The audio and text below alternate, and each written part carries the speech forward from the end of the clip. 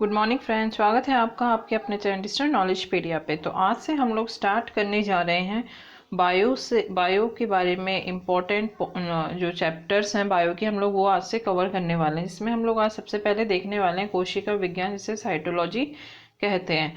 तो आज हम लोग साइटोलॉजी के बारे में इम्पोर्टेंट डिस्कशन करेंगे, जो आपके आने वाले एग्जाम्स में बहुत ज़्यादा यूज़फुल होने वाला है, क्योंकि अभी काफ़ी सारे एग्जाम लाइन अप हैं।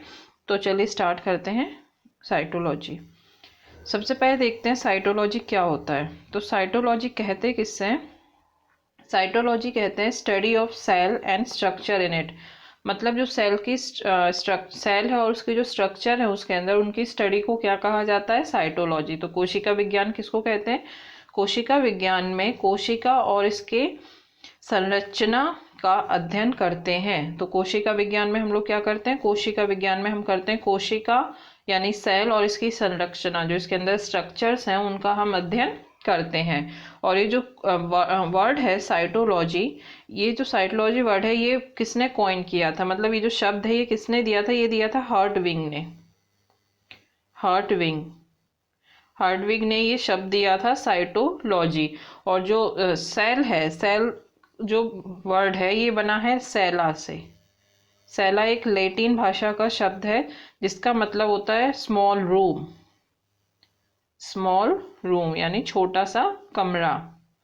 तो सेल किससे बना है? लैटिन भाषा के शब्द सेला से। सेला का मतलब होता है छोटा सा रूम। ठीक है, आगे देखते हैं हम लोग। तो ये हमने कर लिया है। कॉइन किसने किया है? हर्टविग ने। साइटोलॉजी को किसने, ये जो साइटोलॉजी वर्ड है ये किसने दिया है? ये दिया है हर्टविग ने। अब सेल की डेफिनेशन देखते हैं। सेल की डेफिनेशन क्या होती है? सेल यानी कोशिका का मतलब होता है, कोशिका जो होती है वो जीवन की सबसे छोटी कार्यात्मक और संरचनात्मक इकाई होती है। तो सेल का क्या डेफिनेशन होगा? सेल मतलब होगा, cell is the structural and functional unit of life. यानी जो जीवन की सबसे छोटी कार्यात्मक, स्ट्रक्चर और फंक्शन यूनिट है, संरचनात्मक यूनिट है, उसे हम क्या कहते हैं? उसे हम सेल कहते हैं। किसी भी लाइफ की या फिर ऑर्गेनिज्म की जो सबसे छोटी यूनिट होती है। और अगर ह्यूमन बॉडी में सेल पूछें कितने ह्यूमन बॉडी में सेल हैं, तो वो होते हैं 10⁻14। इतने ह्यूमन बॉडी में सेल पाए जाते हैं। ठीक है, और ये जो सेल शब्द है ये किसने दिया था? ये दिया था इंग्लिश बॉटनिस्ट। ठीक है, इंग्लिश के जो बॉटनिस्ट थे उन्होंने दिया था रॉबर्ट हुक ने 1665 में। और इन्होंने ही सबसे पहले सेल को डिस्कवर किया था। ठीक है, खोजा था। तो रॉबर्ट हुक ने 1665 में जो डेड कॉर्क सेल है, ठीक है, डेड कॉर्क यानी जो प्लांट सेल होता है, उसमें ये लकड़ी के टुकड़े में इन्होंने जो डेड था मतलब मृत था, उसमें इन्होंने सेल को खोजा था। लेकिन इन्होंने जो सेल खोजा था वो काफ़ी इनका जो माइक्रोस्कोप था वो काफ़ी पुराना था। तो उसमें इनको बाकी जो कोई जो ऑर्गेनेल्स होते हैं, मतलब सेल के अंदर के जो स्ट्रक्चर होते हैं, वो इन्हें कुछ भी नहीं दिखा था। ठीक है ना, न्यूक्लियस ना ही बाकी अदर ऑर्गेनेल्स। तो इन्हें सिर्फ ऐसे यही दिखा था, जो इन्हें स्ट्रक्चर दिखा था वो कुछ इस तरीके का था। इस तरीके का स्ट्रक्चर इन्हें दिखा था। हनीकॉम्ब इसे कहते हैं। ठीक है, हनीकॉम्ब की तरह, हनीकॉम्ब। ठीक है, तो हनीकॉम्ब की तरह इन्हें ये स्ट्रक्चर दिखा, तो इन्होंने इसको नाम दे दिया था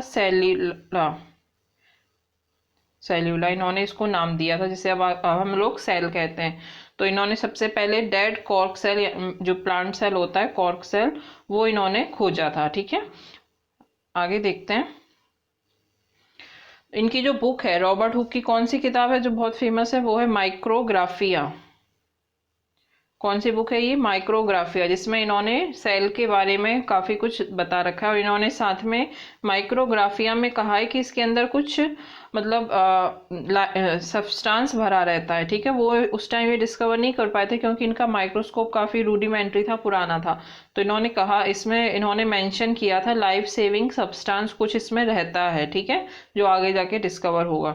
और फादर ऑफ साइटोलॉजी भी इनको ही कहा जाता है, रॉबर्ट हुक को, जिन्होंने सबसे पहले डेड कॉर्क सेल में सेल को खोजा था। ठीक है, अब बात करते हैं लिविंग सेल की। तो लिविंग सेल सबसे पहले किसने खोजा था? तो डेड तो रॉबर्ट हुक ने खोज लिया था 1665 में। अब लिविंग सेल खोजा था, वो खोजा था डच साइंटिस्ट थे, जो डच साइंटिस्ट ली वैन हुक। इनका पूरा नाम था एंटोन वैन लीवेनहुक, ठीक है। तो इन्होंने सबसे पहले पॉन्ड वाटर में, जब ये लोग ये लीवेनहुक थे जो पॉन्ड वाटर को एग्जामिन कर रहे थे, तो उसमें इन्होंने देखा था, इन्हें कुछ लगा तो इन्होंने वो खोज लिया था, वो था जो लिविंग सेल था। और बैक्टीरिया का या फिर एल्गे का कहा जाता है कि उन्होंने सबसे पहले खोजा था, वो था स्पाइरोगायरा, स्पाइरोगारा, ठीक है। स्पाइरोगारा का इन्होंने सेल सबसे पहले लिविंग सेल इन्होंने खोजा था, ठीक है। और इन्होंने खोजा था 1674 में, 1674 में, ठीक है। आगे देखते हैं। तो इन्होंने सबसे पहले लीवेनहुक ने free living cell of alga खोजा था, जैसे स्पाइरोगारा जो था स्पाइरोगारा का, ठीक है। अब देखते हैं फादर ऑफ मॉडर्न साइटोलॉजी। अभी हमने कहा father of cytology Robert Hooke, लेकिन अगर कहें फादर ऑफ मॉडर्न साइटोलॉजी, तो फादर ऑफ मॉडर्न साइटोलॉजी है कार्ल पी स्वैनसन, ठीक है। तो स्वैनसन याद रखें, स्वैनसन का एग्जाम में पूछते हैं फादर ऑफ मॉडर्न साइटोलॉजी, तो स्वैनसन नाम याद रखें, ठीक है।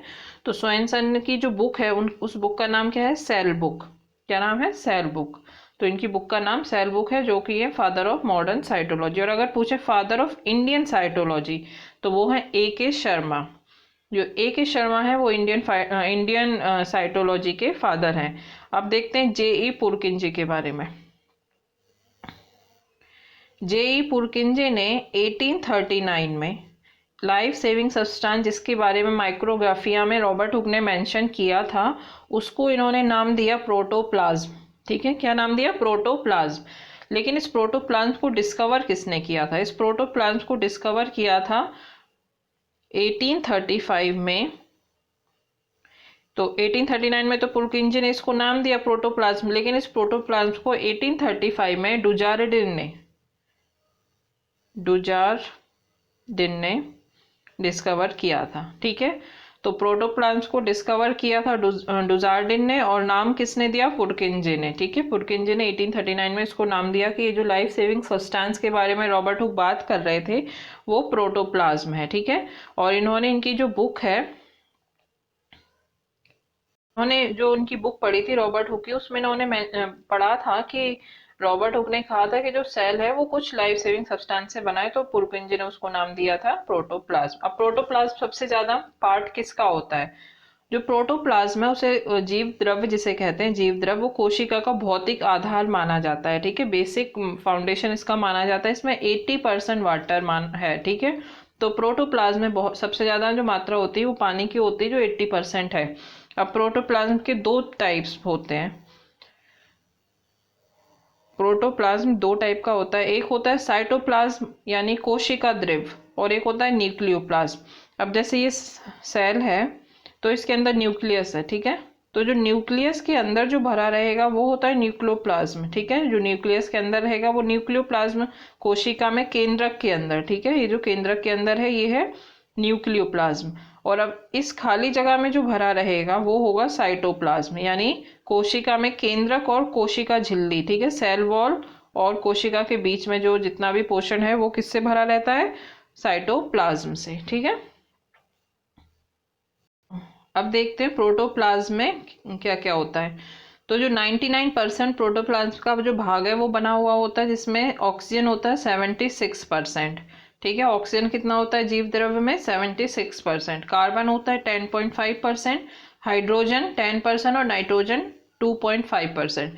तो ये प्रोटोप्लाज्म का कॉन्स्टिट्यूंट है। इसमें क्या क्या होता है ये इंपॉर्टेंट है, ऑक्सीजन, कार्बन, हाइड्रोजन और नाइट्रोजन, जिसमें सबसे ज्यादा ऑक्सीजन होता है, ठीक है। और प्रोटोप्लाज्म में जीव द्रव्य में जो ऑर्गेनिक और इनऑर्गेनिक का जो रेशो होता है, ठीक है, कार्बनिक और अकार्बनिक पदार्थ जिसे हम कहते हैं, वो होता है 81:19। तो 81 ऑर्गेनिक पदार्थ हो गए और 19 इनऑर्गेनिक पदार्थ, जो कि प्रोटोप्लाज्म में जो रेशो होती है, ठीक है। अब कुछ और इंपॉर्टेंट पॉइंट्स हम लोग देखते हैं। स्मॉलेस्ट सेल बताएं कौन सा है, ठीक है। जो सबसे स्मॉलेस्ट सेल है वर्ल्ड का वो होता है माइकोप्लाज्म गैलिसेप्टियम, ठीक है। तो इसमें जो होता है वो होता है PPLO, प्लोरो निमेनोलाइक ऑर्गेनिज्म, जो कि एक बैक्टीरिया है, पैरासाइटिक बैक्टीरिया है। इसका जो सेल होता है वो सबसे छोटा होता है, ठीक है। कितना, 10 mm का होता है इसका सेल। अब बात करते हैं लार्जेस्ट सेल की, जो होता है ऑस्ट्रिच एग, ठीक है। ऑस्ट्रिच एग जो 175 मिलीमीटर का होता है। अब smallest cell of human body, अगर ह्यूमन बॉडी का स्मॉलेस्ट सेल पूछें तो वो होता है स्पर्म का, ठीक है। स्पर्म जो मेल गैमेट्स है उसका जो सेल होता है वो सबसे छोटा होता है। और लार्जेस्ट सेल अगर ह्यूमन बॉडी का बोलें तो वो होता है ओवम। ओवम जो होता है, एग सेल जो होता है, वो 20 गुना बड़ा होता है स्पर्म सेल से। जो ओवम होता है वो स्पर्म से कितना बड़ा होता है, 20 टाइम्स बड़ा होता है। और स्पर्म होता है 4 mm का। तो ये स्पर्म जो होता है वो मोस्ट कॉम्प्लेक्स है, सबसे जटिल सेल जो माना जाता है वो स्पर्म का माना जाता है। और इससे 20 गुना ज़्यादा बड़ा कौन सा होगा, ओवम होगा। अब देखते हैं लॉन्गेस्ट सेल कौन सा है। लॉन्गेस्ट सेल जो होता है वो न्यूरॉन है। तंत्रिका तंत्र में जो हम पढ़ेंगे नर्वस सिस्टम में, उसकी जैसे बेसिक यूनिट है जो, वो है न्यूरॉन, जो कि लॉन्गेस्ट सेल है, ठीक है। इसके बारे में हम लोग आगे डिस्कस करेंगे। अब देखते हैं सेल थ्योरी। जो सेल थ्योरी है, सेल थ्योरी किसने दी थी, तो सेल थ्योरी 1838 और 1839 के बीच में दी गई थी। जो दी गई थी स्लाइडेन, जो पादप वैज्ञानिक थे, बॉटनिस्ट थे, और स्वान जो कि जूलॉजिस्ट थे, ठीक है, जंतु वैज्ञानिक थे। इन दोनों ने मिलके सेल थ्योरी दी थी।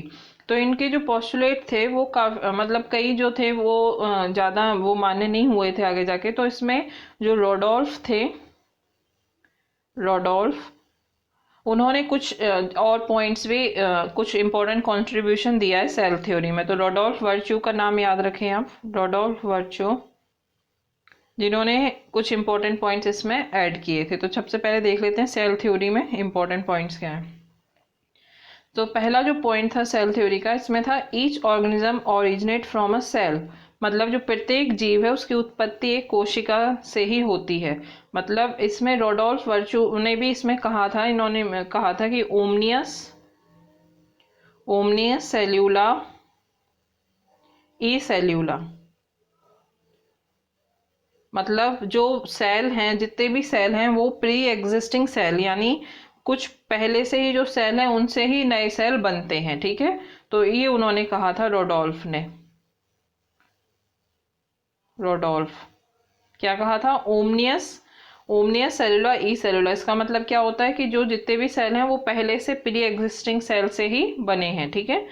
अगला पॉइंट देखते हैं, body of each organism made of one और मोर सेल। मतलब जो बॉडी है सेल की, वो किसी भी ऑर्गेनिज्म की जो बॉडी है वो एक या एक से अधिक सेलों से बनी है। मतलब प्रत्येक जीव का जो शरीर है वो एक या अनेक कोशिकाओं का बना हुआ होता है। और इसका जो थर्ड पॉइंट है, each cell is a self independent unit. मतलब जो प्रत्येक कोशिका है वह एक स्वतंत्र इकाई है, ठीक है, इंडिपेंडेंट यूनिट है, जो खुद मतलब रेप्लिकेट होती रहती है आगे जाके, ठीक है। और इसका जो लास्ट पॉइंट है, cell is form from complex process, ठीक है। तो ये तो ठीक है, complex process in which nucleus is the main creator. तो ये वाला पॉइंट इतना ज़्यादा सही साबित नहीं हुआ था, क्योंकि जैसे हम आरबीसी में देखें तो उसमें तो न्यूक्लियस एब्सेंट होता है। तो ये वाला पॉइंट बाद में इतना ज़्यादा मान्य नहीं हुआ था। तो इसका क्या मतलब होता है, कोशिका का जो निर्माण है एक जटिल प्रक्रिया से होता है, तो ये तो सही है।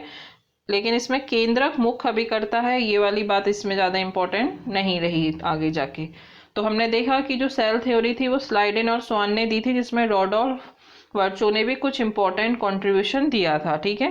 तो और सेल के जो अंदर के स्ट्रक्चर्स हैं, जो सेल ऑर्गेनेल्स जिन्हें हम कहते हैं, उसके बारे में हम लोग नेक्स्ट वीडियो में डिस्कस करेंगे, क्योंकि सेल में काफ़ी सारे क्वेश्चंस आते हैं आपके एग्जाम्स में। तो हम लोग इसके बारे में नेक्स्ट वीडियो में डिस्कस करेंगे। तब तक आप लोग पढ़ते रहिए और ध्यान रखिए अपना। थैंक